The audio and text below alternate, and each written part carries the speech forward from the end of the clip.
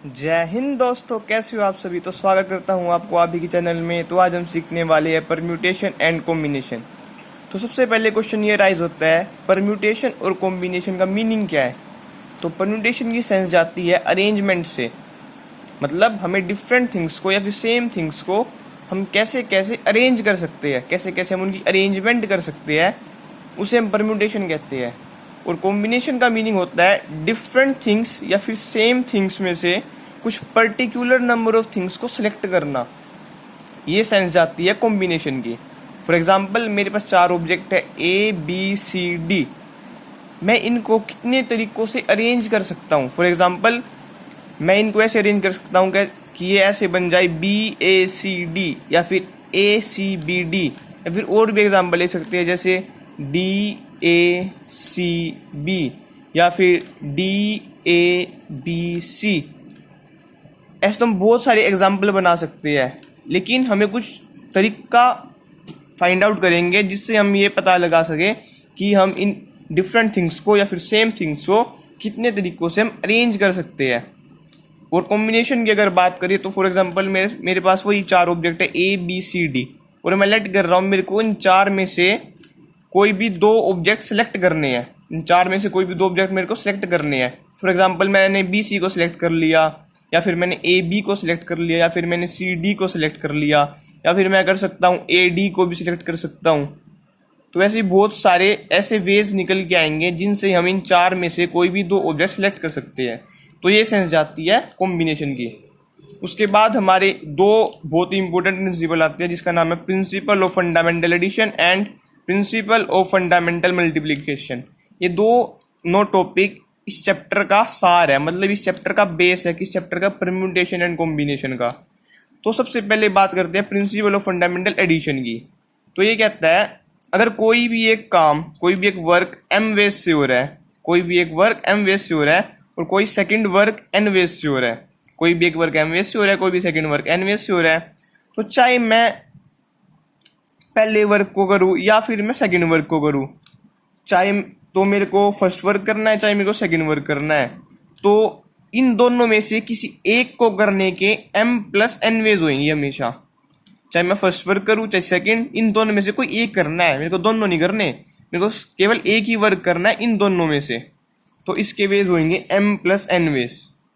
ठीक है। For example, मेरे पास 5 बैटिंग के शॉट्स है, मतलब मैं 5 तरीके से बैटिंग कर सकता हूँ। मैं कोई मतलब पॉइंट की तरफ मार रहा हूँ, कवर की तरफ मार रहा हूँ, स्क्वायर लेग की तरफ मार रहा हूँ। ऐसे मेरे पास 4 तरीके से मैं बॉल फेंक सकता हूँ। जैसे मैंने आर्म फेंकी, गुगली फेंकी, डोरसा फेंकी। ऐसे मैंने लेट कर लिया कि मैं 5 तरीके से अपनी बैटिंग शॉट को सिलेक्ट कर सकता हूँ, और 4 तरीकों, और मेरे पास 4 ऐसी सिलेक्शन है जिनसे मैं बॉलिंग फेंक सकता हूँ। ठीक है। तो अब चाहे तो मैं बैटिंग करूँ और चाहे मैं बॉलिंग करूँ, तो मेरे पास चाहे बैटिंग चाहे बॉलिंग करने के 5 + 4 = 9 वेज आएंगे हमेशा। चाहे तो मैंने इन 5 में से कोई एक ही करूँगा, या और एक कोई भी मैंने से ये ABCDEFGHI, ठीक है, लेट कर लिए। अगर मैं बैटिंग करूँगा, चाहे तो मैं A वाली बैटिंग शॉट सेलेक्ट करूँगा, चाहे मैं B वाली करूँगा, चाहे C वाली, चाहे D वाली, चाहे E वाली। अगर मैं बॉलिंग करूँगा, चाहे F वाली, चाहे G वाली, चाहे H वाली, चाहे I वाली, यही तो सेलेक्ट करूँगा। कोई और मेरे पास चॉइस है ही नहीं। तो 5 + 4 कितने आएंगे, 9 वेज हो जाएंगे मेरे पास। तो ऐसे ही अगर मैं बात करूँ प्रिंसिपल ऑफ फंडामेंटल मल्टीप्लिकेशन की, तो ये कहता है, अगर कोई भी एक वर्क m वेज से हो रहा है और कोई दूसरा वर्क n वेज से हो रहा है, तो इन दोनों वर्क को कलेक्टिवली करना है। यहाँ पे कलेक्टिवली नहीं था एडिशन में, लेकिन मल्टीप्लिकेशन में मैं चाहता हूँ मेरे को दोनों काम मेरे को इकट्ठे करने हैं। मतलब मेरे को पहले वाला वर्क भी करना है, दूसरे वाला वर्क भी करना है। लेकिन ये इस बात पे डिपेंड नहीं करेगा कि मैं पहले कौन सा वर्क कर रहा हूँ, बाद में कौन सा वर्क कर रहा हूँ। अगर मैं पहले सेकंड वाला वर्क करूँ और बाद में पहले वाला वर्क करूँ, तो बात एक ही है। ठीक है।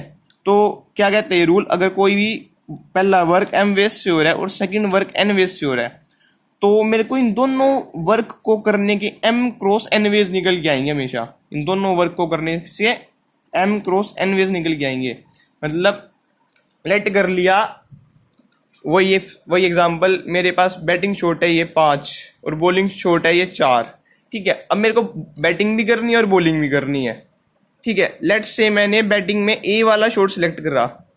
अगर मैं बैटिंग में ए वाला शॉट सेलेक्ट करूंगा तो मेरे पास बॉलिंग में मैं एफ सेलेक्ट कर सकता हूँ, जी, एच और आई। ये मैं क्यों कह रहा हूँ? क्योंकि मेरे को बैटिंग भी करनी है और मेरे को बॉलिंग भी करनी है। अगर मैंने बैटिंग में ये वाला शॉट सेलेक्ट करा है, ए वाला, तो क्योंकि मेरे को बॉलिंग भी करनी है इसलिए मैं ए के साथ इन 4 में से कोई भी सिलेक्ट कर सकता हूँ।